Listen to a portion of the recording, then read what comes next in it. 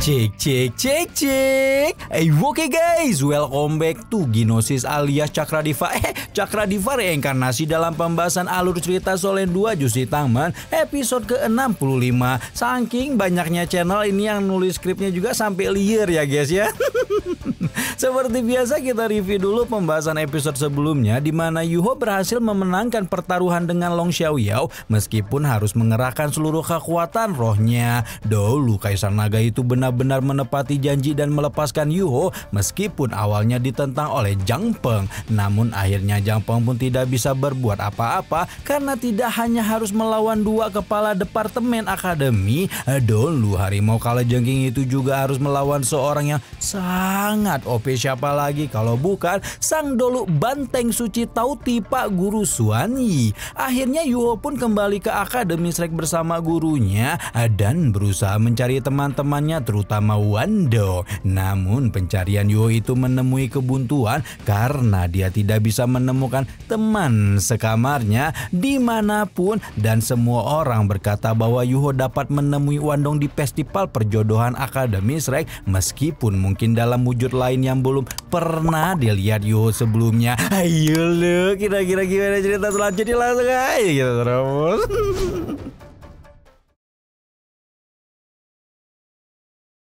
Seperti yang udah sama-sama kita lihat, festival perjodohan Akademi Shrek ini di MC-in oleh Bebe yang ceweknya sedang noib dan Shishi yang sedang episode sebelumnya gencar mempromosikan acara kepada teman-temannya termasuk Ling Laochen. Kedua pembawa acara mengumumkan bahwa mereka akan memasuki sesi pertama festival di mana satu persatu kontestan pemuda akan dipersilakan untuk membuka tudung satu kontestan pemudi. Kontestan pertama mulai memacu teratainya untuk mencari gadis incaran, namun antreannya diserobot oleh Susansi yang udah gak sabar ingin melawar Jiang Nanan di depan semua orang. Akhirnya pemilik kura-kura Suanu itu pun melakukan pergantian dengan si kontestan pertama sebelum kemudian berusaha mencari di mana perempuan pujaan hatinya berada. Kontentas.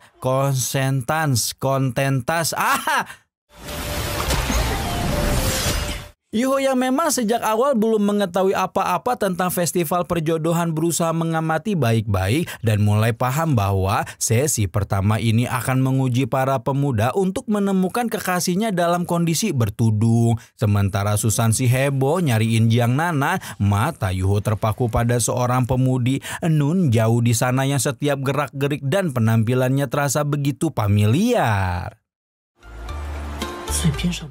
Nah, balik lagi ke Susansi setelah melihat satu demi satu kontestan perempuan, pemuda itu akhirnya berhasil menemukan tambatan hatinya alias Jiang Nanan. Meskipun proses pembukaan tudung itu berjalan alot karena Jiang Nanan tampak menghindarinya, akhirnya Master Roh dengan pertahanan terkuat itu pun berhasil membuka tudung Jiang Nanan sebelum mengungkapkan perasaannya. Nana. Satu demi satu kontestan laki-laki mengambil kesempatannya dalam membuka tudung satu kontestan perempuan, namun tidak semua berhasil dan ada pula yang menuai kegagalan di sesi pertama sehingga harus kembali dalam kondisi tetap jomblo ngenes. Akhirnya tibalah kesempatan Yuho yang jelas aja bingung karena dia datang sebenar-benarnya adalah untuk mencari Wando dan bukannya nyari gebetan baru. Namun Susansi terus memaksa bahkan mengancamnya sehingga Yuho pun memutuskan untuk melanjutkan keikutsertaan dan memanggil keluar Sunu untuk memamerkan kekuatan rohnya. Para ciwi-ciwi auto memeki gemas ketika melihat putri salju kecil berlarian untuk meminta tudung mereka dan tidak tega untuk menolak permintaan itu sampai akhirnya Sunu sampai pada gadis yang menarik perhatian Yuho. Namun gadis itu justru menghindar dari incaran Sunu dan berhubung sudah terlalu banyak tudung dikumpulkan, Yuho pun memanggil anak pungutnya untuk kembali. Sementara Yuho mendapatkan 5 tudung di tangannya, gadis yang sebelumnya menghindar menunjukkan 5 cincin rohnya, di mana hal yang membuat Yuho terkejut adalah konfigurasi cincin rohnya persis seperti Wando.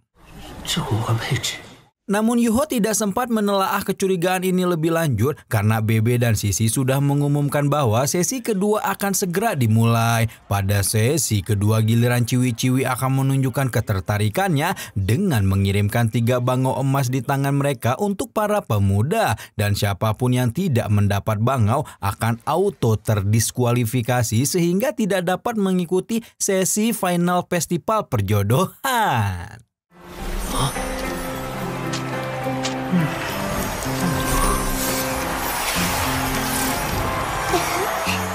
Satu demi satu bangau emas berterbangan di atas danau Shrek hingga membuat pemandangan di tengah danau keramat itu dipenuhi dengan cahaya emas yang menyilaukan. Di tengah-tengah kecemerlangan itu, Susansi hampir saja menangis meraung karena Nanan tidak memberinya bangau, yang untung diselamatkan oleh Xiao Xiao karena Loli gemes yang udah enggak Loli itu masih memiliki 1 bangau di tangannya.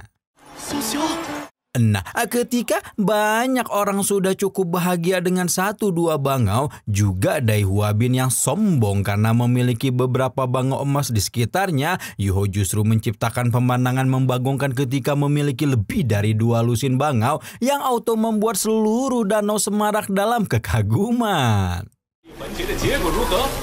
Setelah berakhirnya sesi kedua, Sisi mengumumkan bahwa ada 24 Astagfirullahaladzim, kontestan laki-laki yang tersisa, dan semua peserta tersebut akan bersaing di sesi ketiga, yaitu sesi 3 kehidupan untuk menyatakan perasaan mereka pada tambatan hati. Satu demi satu murid laki-laki mengambil kesempatan mereka, ada yang diterima pengakuannya, ada juga yang ditolak, hingga akhirnya tercebur ke dalam danau untuk menunjukkan kegagalannya.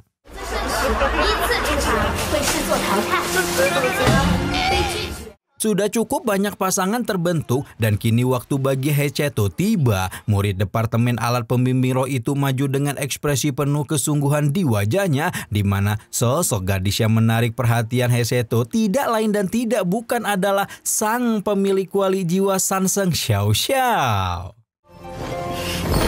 Heceto menjelaskan betapa Xiao Xiao telah menempati satu bagian penting di dalam hatinya tepat sejak mereka pertama kali bertemu. Rasa tidak berdaya ketika belum mampu melindungi gadis itu, juga keberadaan Xiao Xiao di sisinya selama bertahun-tahun telah menemani proses pendewasaan dirinya yang membuatnya berambisi untuk menjadi lebih dan lebih kuat lagi. Heceto sudah menunggu lama untuk hari ini dan berniat untuk segera mengungkapkan perasaannya. Namun tiba-tiba pemuda bertubuh besar itu demam panggung dan terbata-bata dalam berbicara sehingga Xiao Xiao pun mengambil alih perannya ketika mengungkapkan perasaannya lebih dulu sebelum 2 pasangan ceroboh itu akhirnya tercebur ke dalam danau bersama-sama.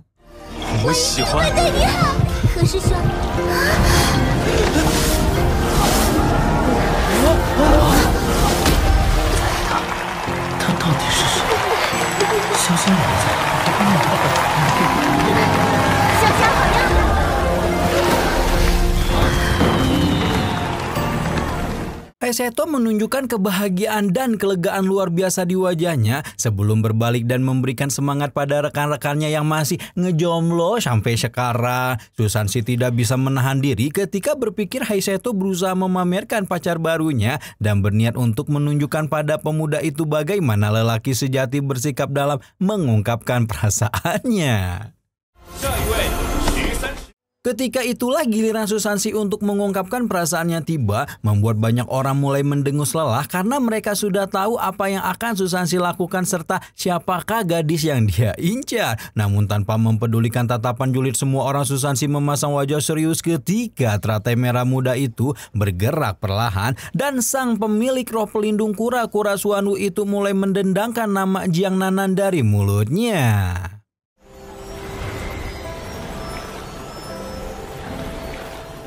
Berbeda dari tabiat Susansi yang biasanya meledak-ledak, pemuda itu menyimpan keseriusan langka ketika mengatakan bahwa dia sendiri sudah tidak ingat sudah berapa kali mengungkapkan keperasaannya kepada Nanan karena rasa jatuh cinta pada pandangan pertama terhadap gadis itu masih terus bersemayam di hatinya hingga sekarang.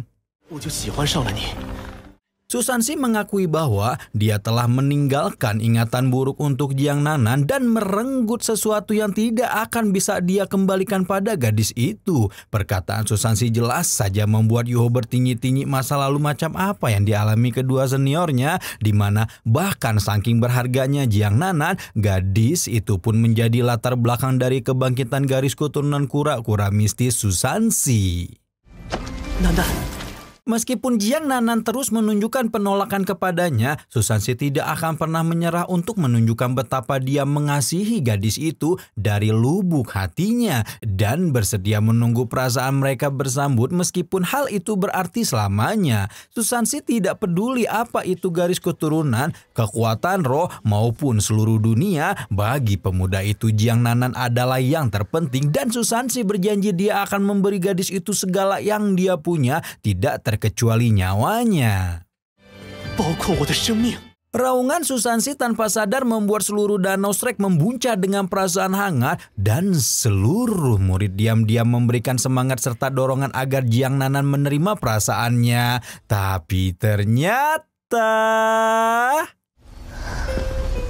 Tapi ternyata gadis itu hanya bungkam, menunjukkan bahwa bahkan festival perjodohan pun belum bisa membuka perasaannya untuk Susansi. Nah, yang bingung kenapa ini kayaknya kok Susansi sama Jiang Nanan ada masa lalu terpendam gitu. Ginosis seperti biasa itu akan membuat kalian semua menjadi terang menderang dan menjadi semuanya menjadi pintar ya. Ginosis alias Cakradiva nih bakal kasih spoiler tipis-tipis aja ya. Jadi nih Susansi dan Jiang Nanan tuh dulu sempat terlibat adegan pusreng alias pengenceritan sejak dini ya. Dimana pas itu Jiang Nanannya lagi dalam kondisi terpaksa dan menderita gitu ya guys ya. Jadi gimana ya jelasinnya tuh ya pokoknya terpaksa lah gitu ya menjadi wanita pengencrit gitu ya. Nah penasaran gimana cerita selengkapnya? Tungguin aja pembahasannya nanti di episode-episode selanjutnya ya. Yaitu buat tipis-tipis aja gitu biar kalian nggak menjadi buta banget gitu ya guys ya. Biar alurnya tuh tetap enak gitu ya. Susansi hanya bisa menatap Jiang Nanan dengan tatapan nanar dan beberapa bulir air mata mengalir di wajahnya sebelum kemudian menceburkan dirinya sendiri ke danau menandakan bahwa dia telah menerima penolakan Jiang Nanan. Susansi akhirnya keluar dari danau dengan perasaan campur aduk, membuat Yuho sebenarnya prihatin tapi mau tidak mau tetap harus mencari tahu di mana Wandong berada karena seniornya itulah yang menariknya ke festival ini dengan iming-iming bisa menemukan Wandong. Susansi tidak menjawab apapun dan hanya memutar jarinya di samping kepala yang menunjukkan gestur seolah meminta Yuho untuk berpikir. Tindakan Susansi akhirnya membuat Yuho memutar kepalanya dan mengingat bagaimana Joey dan Fan Yu juga berkata bahwa dia bisa menemukan Wandong di festival, menandakan bahwa teman sekamarnya itu memang benar-benar ikut serta dalam perjodohan. Namun sejauh mata memandang, Yuho tidak menemukan penampakan Wandong dan satu-satunya orang yang memiliki gerak-gerik menyerupai pemuda itu adalah gadis bertudung bambu yang menarik perhatiannya. Ketika Yuho bertanya-tanya kenapa Wandong berada di antara murid perempuan itulah, ingatan-ingatan menyerbu dalam pikirannya tentang bagaimana Wandong yang tidak pernah menunjukkan tubuhnya malah tampak begitu malu kalau mereka terlibat kontak fisik yang intens sampai dengan perkataan terakhir yang Wandong lontarkan yaitu pertemuan dengan kakak perempuannya. Segera setelah ingatan-ingatan ini menyeruak dalam pikiran Yuho langsung paham bahwa sebenar-benarnya adalah Wandong seorang perempuan yang menyamar menjadi laki-laki. Akhirnya giliran Yuho untuk mengungkapkan perasaan tiba dan pemuda itu melaju dengan teratainya dalam kekacauan ketika satu persatu gadis mulai mengungkapkan perasaan mereka lebih dulu termasuk calon ketua sekte Jingbao masa depan alias Ningtian. Namun Yuho dengan tegas menolak mereka dan mengatakan bahwa sudah ada seseorang yang mengisi relung hatinya di mana orang itu tidak lain adalah Wandong alias si gadis bertudung bambu. Namun belum sampai Yuho menyatakan perasaannya, muncullah Dai Huabin di antara mereka sebelum kemudian mengemukakan bahwa dia berniat mencuri pengantin wanita alias merebut si gadis bertudung bambu dari Yuho. Tindakan ini tidak salah lagi dilakukan karena tuan muda keluarga Dai itu tidak terima Yuho dapat gebetan, sehingga dua saudara beda ibu itu pun harus terlibat baku hantam untuk memperebutkan si gadis bertudung bambu. Baku hantam berlangsung cukup alot pada awalnya, di mana baik Yuho maupun Huabin mulai menunjukkan satu demi satu teknik roh milik mereka. Namun bahkan jika keduanya berada di level roh yang sama, keterampilan cincin roh Yuho masih jauh melampaui master roh pada umumnya, dan oleh karena itulah sang pemilik mata spiritual masih dapat mengalahkan saudara tirinya dengan begitu mudah. Karena telah memenangkan perebutan pengantin wanita, Yuho pun mendapatkan kesempatan untuk melanjutkan pengakuan dan mulai melangkah ke tengah danau setelah membentuk jembatan es yang menghubungkannya dengan gadis bertudung bambu.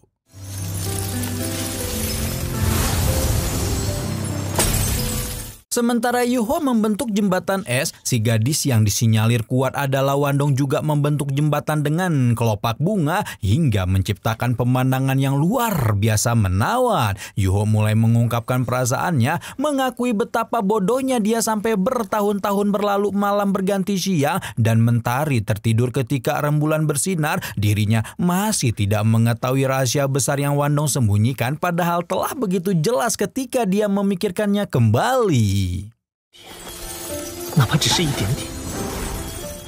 Meskipun begitu, setelah berbagi begitu banyak cerita dan momentum kebersamaan, Yuho sudah sadar jika Wandong adalah seseorang yang sangat berharga baginya, bahkan hampir bisa disejajarkan dengan ibunya sendiri. Karena itulah apabila gadis itu bersedia memberinya kesempatan, Yuho ingin melindungi Wandong dengan seluruh hidupnya.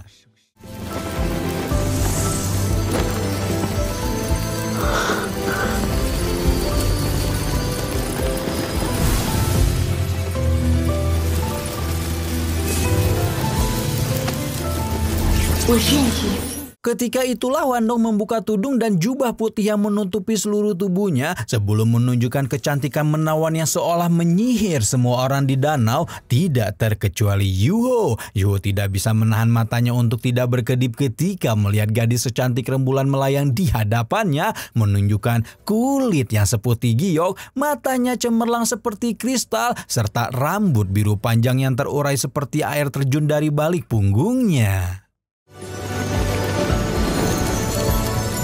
Perasaan gembira yang tak terlukiskan menyerbu hati Yuho saat Wandong bersedia menerima perasaannya sebelum kemudian meraih bunga es ada dalam genggaman pemuda yang telah mencuri hatinya tersebut. Wandong mengepakkan sayap kupu-kupu dari balik punggungnya sebelum kemudian menghambur dalam pelukan Yuho tenggelam dalam kejutan yang dipenuhi perasaan terpendam di tengah hamparan air danau yang berkilau karena memantulkan cahaya rembulan. Wandong, Dian ya, akhirnya pecah telur juga nih Yuho. Sekalinya balik ke akademi langsung ketemu sama wujud asli Ayang dan gaspol remblong langsung jadian.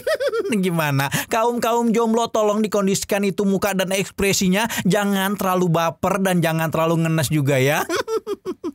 Wah mantap nih, tapi udah official aja nih ya, tiba-tiba Yuho sama Wandong. Berarti apakah gadis bernama Wang Qiu'er yang Yuho lihat di episode sebelumnya adalah wujud asli Wandong? Nantikan terus pembahasan selanjutnya hanya di Cakra Diva Reinkarnasi ya. Gimana, masih penyisirin sama kisah sejarahnya siapa, Susansi dan Jiang Nanan? Apa mau di spoilerin nih? Wah masih panjang ceritanya guys, nggak cuman gitu doang.